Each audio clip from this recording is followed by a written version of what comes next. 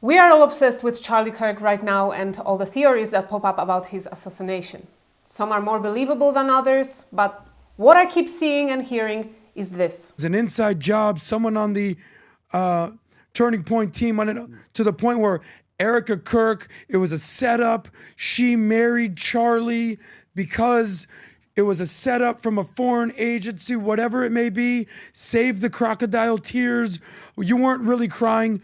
So there's allegations that Erika Kirk had him assassinated so she could take over Turning Point. Guys, I mean, yeah. No, let's live in reality for a second. Yeah. Why is it insane to question the widow? I'm not accusing her of anything, seriously. But why is it that nobody can even ask this question? Because a wave of hate will spill immediately. It's never happened in the history of the world that a wife tried to off her husband, right? It is usually the people closest to the victim that orchestrate things. I've watched enough true crime to know that.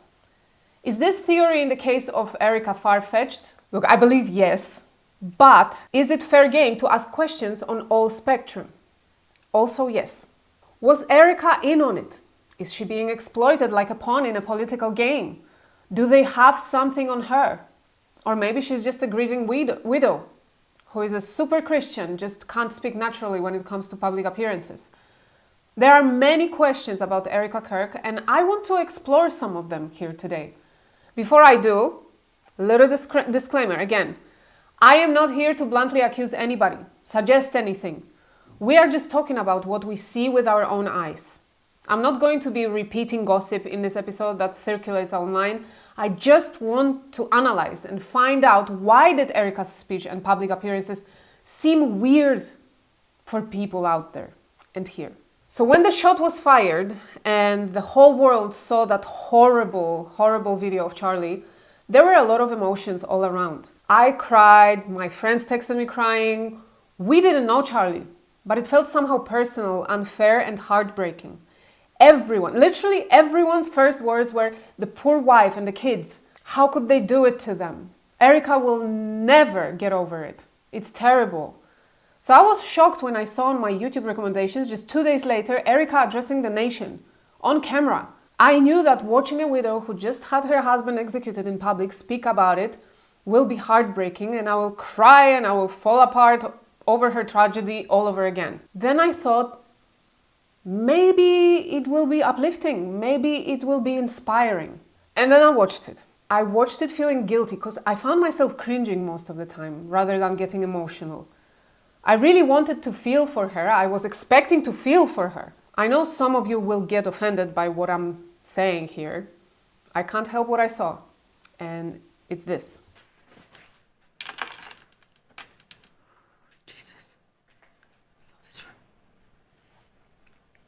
Good evening. My name is Erika Kirk. Charlie Kirk is my husband. I first want to thank the local, state, and federal law enforcement who worked tirelessly to capture my husband's assassin so that he can be brought to justice. I want to thank the first responders who struggled heroically to save Charles's life. So I think amongst other things, it's the little whispers she does. We are used to seeing it in movies or theater because normally nobody speaks like this. Nobody speaks like this. People compare the way she speaks with Amber Heard and the mannerisms she spoke with during the court hearings with Johnny Depp. Let me do a little reminder for you. I lose my balance, all of a sudden realizing that the worst thing has just happened to me. My dog stepped on a bee. That was so scary. It doesn't automatically mean that Erika is fake or that she is not grieving. I know that when people get nervous, they might come across as a little fake when speaking because they're trying so hard to seem normal, but I think it rubbed people the wrong way. I honestly think that this appearance happened too soon. Everything happened too fast. She did not have to address the nation just 2 days later. Anyway, let's watch a few more clips. I want to thank the first responders who struggled heroically to save Charles's life, and the police who acted bravely to make sure that there were no other victims on that terrible afternoon. I'm telling you, it's the whispers. It ruins it. For me. I accept that I might be reading it the wrong way. Correct me if I am. But I can't help it. It looks theatrical. It looks performative. Across America and worldwide. I want to thank my husband's dear friend, Vice President Vance, and his phenomenal wife, Usha, for their love and support. You guys honored my husband so well bringing him home. You both are tremendous.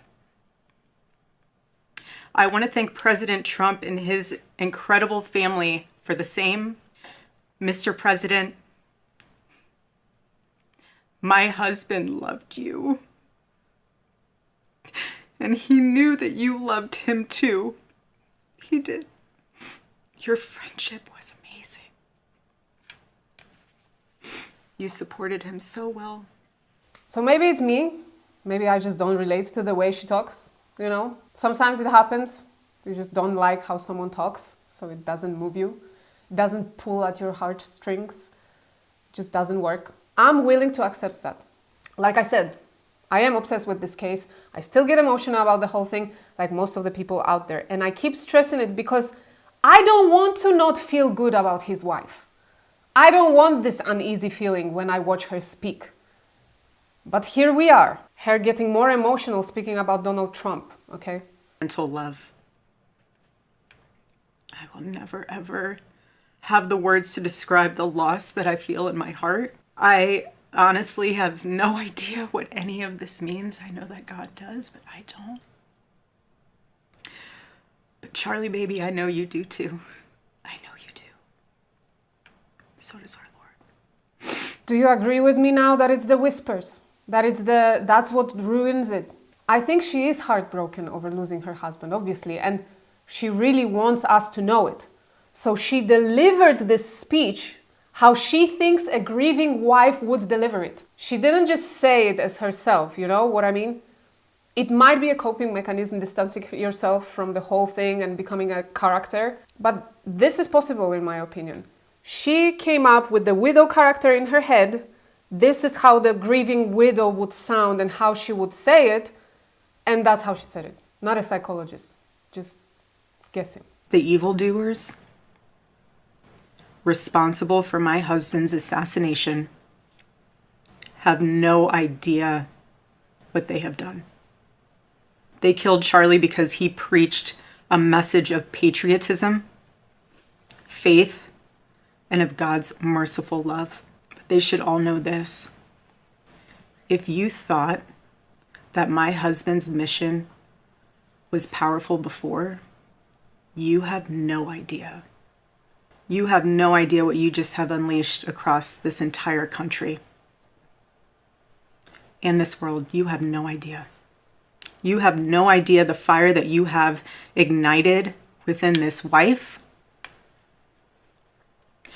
The cries of this widow will echo around the world like a battle cry.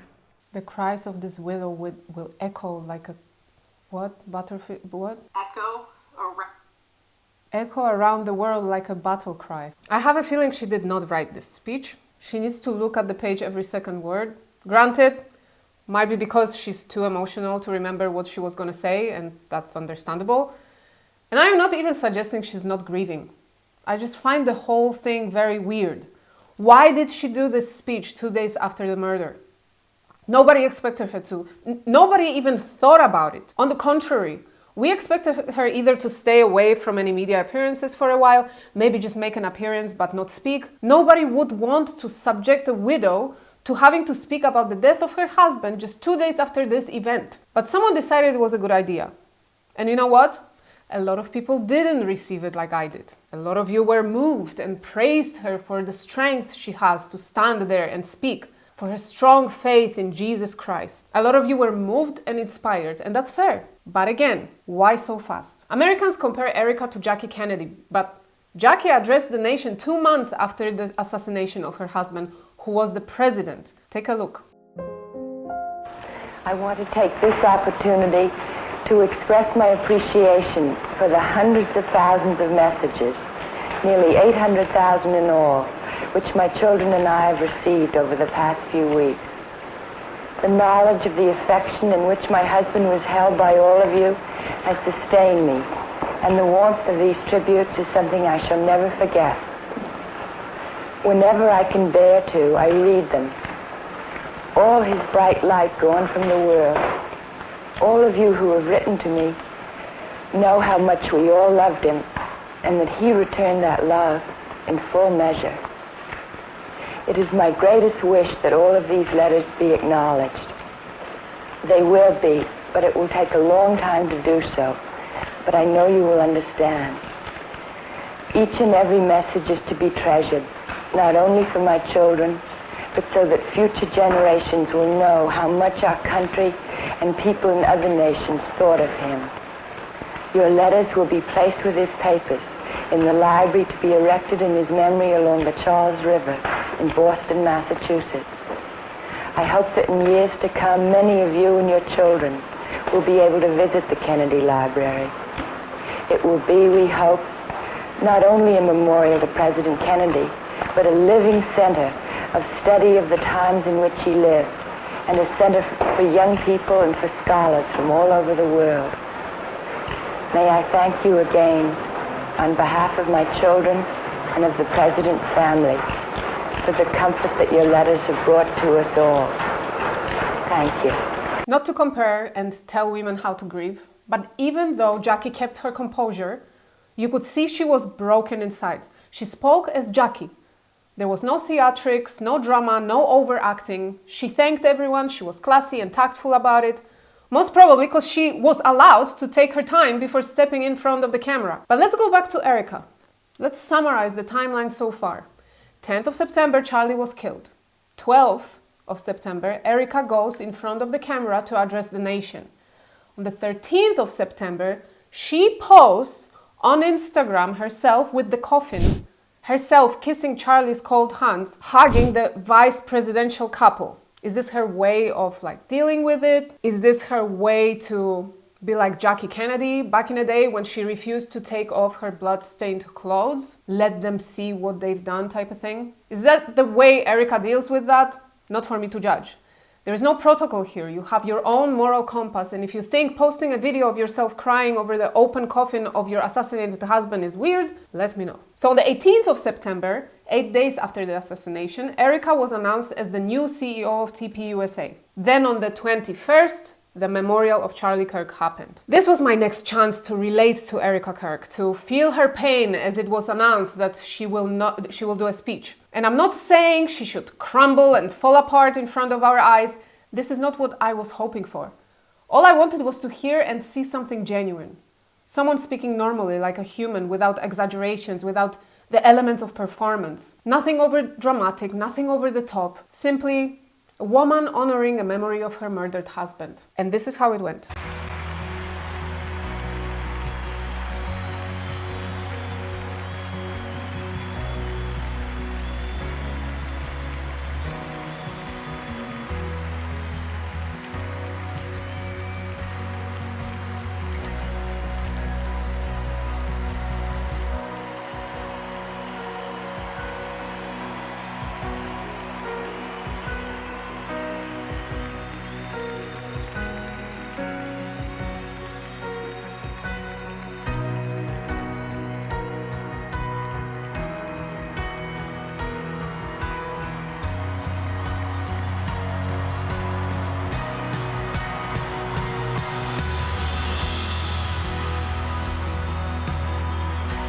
She synced with the music, guys. It makes me wonder, was it rehearsed? Did they have time to rehearse it? Did they say, okay, on this note, you just look up? I don't know. But it was synced with the music. When I watched it the first time, I was like, oh no. This is literally the most American thing I've ever seen. Fireworks, background music, crowd cheering, her dressed in white. And why white? Someone said on X, according to the official Fight for Charlie Memorial website, the funeral's dress code requested Sunday best in the red, white, and blue that symbolizes the American flag. As a result, Erika's all-white ensemble has been interpreted as her way of honoring both her husband and the patriotic theme of the service. Okay, but she wore white on the first appearance too. Still weird. Sorry, my two Catholic and European for this. But as I was watching the memorial, suddenly I had a thought. She's gonna say she forgives the shooter, 100%. I wish I texted it to someone or wrote it down, because yes, I did think about it before it happened. Every movie needs this moment, right? That culmination. And sure enough, That young man. On the cross, our Savior said,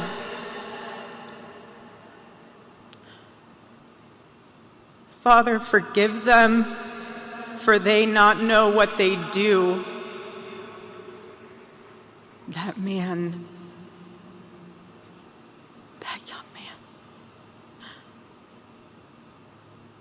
I forgive him.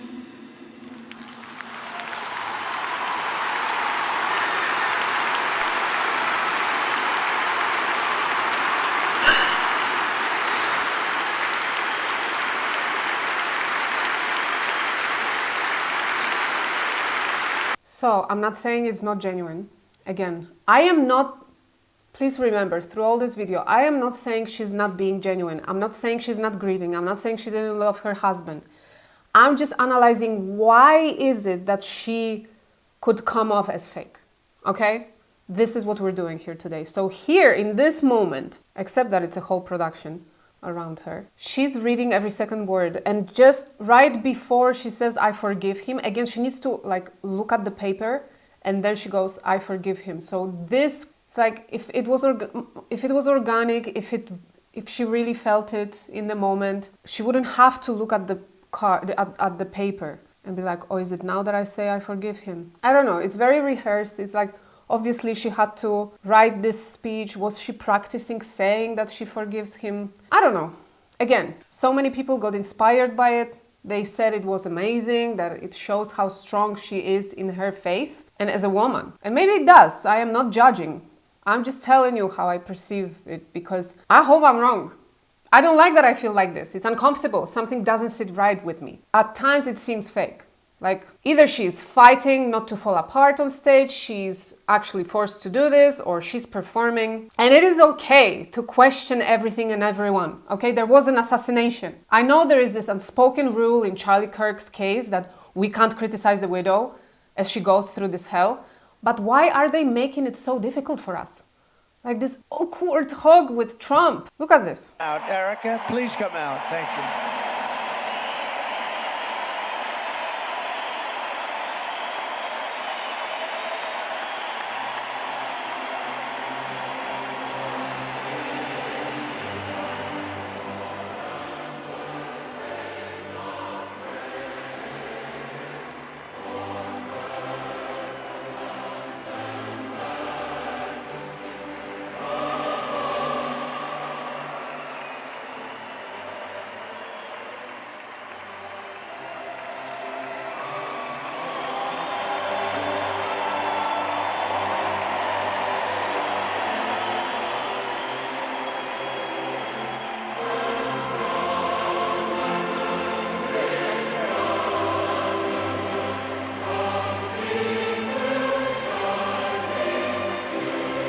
I told my husband that the hug looked like someone instructed her to hug him and make sure both of their faces show so they can get a good photo out of it.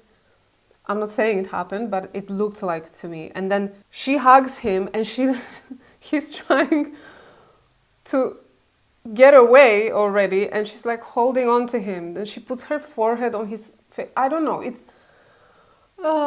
I don't know. Anyway, internet was interneting, and I found this comparison video of Jackie at the funeral of JFK and Erika at Charlie's memorial. Take a look and try to spot the difference.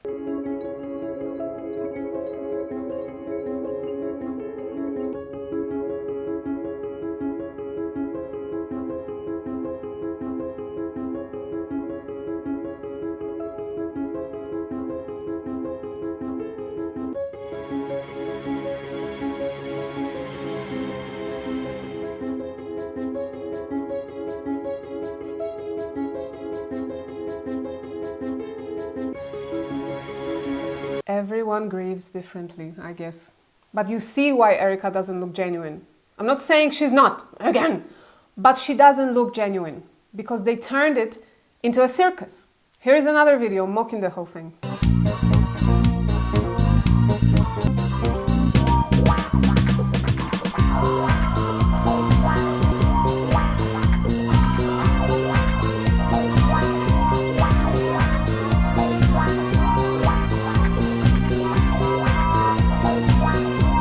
During the memorial, TPUSA sold merch and donations started rolling in. After the event, several fundraisers were launched to support Erika and her children, and millions were raised via platforms such as Give, Send, Go. Now, Erika didn't set these up, let's make that clear, but ValueWalk, a highly regarded website in financial circles that covers news and produces content to help people manage their personal finances, estimated Charlie Kirk's net worth to be around $12 million in 2025, including income from Turning Point USA and from speaking engagements, as well as his real estate portfolio. The last update on that article was made on September 11, 2025. Presumably, Erika Kirk and the couple's children would have inherited at least part of these assets. Snopes could not independently verify that this net worth estimate was accurate. However, while Snopes identify online fundraisers that raised millions of dollars to support Erika Kirk and her children, we found no evidence she set them up herself. The highest funded fundraiser appeared not on the popular fundraising platform GoFundMe, as the post above suggested, but on a platform Give, Send, Go. It was created by ALP Pouches, a nicotine pouch company owned by conservative commentator Tucker Carlson, who started his career on Fox News. Its goal was $6 million, and as of this writing, it had raised 5.5 million. Now it's, I think, accomplished 6. The fundraiser was explicitly in support of Erika Kirk and the children. The fundraising page read, Charlie leaves behind his wife, Erika, and their 2 young children. As they navigate this unimaginable loss, we want to rally together to provide security and stability for Charlie's loved ones. Our goal is to raise as much as possible to support the Kirk family. ALP has contributed $1 million to this effort. And we invite you to join us in honoring Charlie's legacy by giving whatever you are able. There were 3 other fundraisers set up, which collected another $3.5 million. So Erika and her children apparently need minimum of $9.5 million plus Charlie's worth, plus his company to make the ends meet. I sound mean, I'll stop. Maybe she'll use it for donations. We'll see. Nick Fuentes brought up this email sent by TPUSA, signed by Erika Kirk. He says in his tweet, "This is disgusting." And the beginning of the email says, "Patriot, I don't know how else to begin except with this. I miss him. Every breath, every heartbeat, every memory I now replay in my head." I don't have the rest of it, but obviously it's not Erika Kirk that wrote this email, which allegedly calls for donations in its content. It's TPUSA, crafting the email and signing as the new CEO using her grief as a marketing tool. It is kind of gross. The comments are mixed on it. Someone said, should they just forget he died? Shut down the most effective right-wing political engine of the 21st century because some overly sensitive people might think that fundraising after its founder's death is icky? And the answer goes, he's criticizing their attempt to emotionally manipulate people using empathy for a woman widowed less than 2 weeks ago and finds the writing corny and off-putting. How do you get shut down the organization from that? So you guys tell me in the comments if all this is in good faith or bad taste. I go back and forth because I simply want to believe so much that something good will come out of it. Anyway, Erika made another appearance on Charlie Kirk podcast a week after the memorial. She definitely appears there as the new CEO and she speaks as one. She begins by talking about how they will go on with Turning Point USA, how they have so much unreleased footage of Charlie. That mission continues. And it seems like it brings her joy. All of his socials that God has blessed us with, the people who follow those socials will go on. Nothing is changing. But I want to preface, we're not awkward. We're not like weird. Cringy. We're not cringe. We're not going to be tweeting as if it's him. That's tone deaf and really disturbing. And anyone who does that's like morbidly off. Yeah. That's not what's happening. What's happening is the team is keeping this alive because we have Charlie in each and every one of us. Yes. And it is going to be continually the North Star of the conservative movement, of the voice of the youth, of the voice of the base, and that will not end. She definitely speaks much differently in this episode. She's more like a person. But there were people, again, who had a problem with her cheerful demeanor, with her cracking a little bit of jokes. Sometimes grief looks like this, guys. It really does. We lose people, life goes on, we need to go to work, and we can't just fall apart every 5 minutes. You have to keep it together all day just to fall apart at night. But there was a weird moment I saw in this interview, and it's this one. We have decades worth of my husband's voice. We have unused material from speeches that he's had that no one has heard yet. We have Sunday specials lined up to the brim because my husband was so intentional about making sure that there was enough content. Always. He made sure we recorded everything. Everything. He would not do a speech unless we could get the video and the 100%. So we have speeches that no one's heard of. We have interviews that no one's heard of. We have stuff from Korea and Japan that no one's heard of. Podcasts. So, I mean, in the words of my husband, buckle up, because there is a lot of content to be had. And we have so many amazing things down the pipeline that we are working on currently that will unveil in due time. I am so excited. Yeah. And by the way, those are things Okay, weird choice of words. I'm so excited. My husband is no longer here, but we can post so many videos of his. I'm so excited. It's weird. So in conclusion, nobody is criticizing how Erika is grieving. Nobody here wants her to be a blobbing mess on stage or in front of the camera.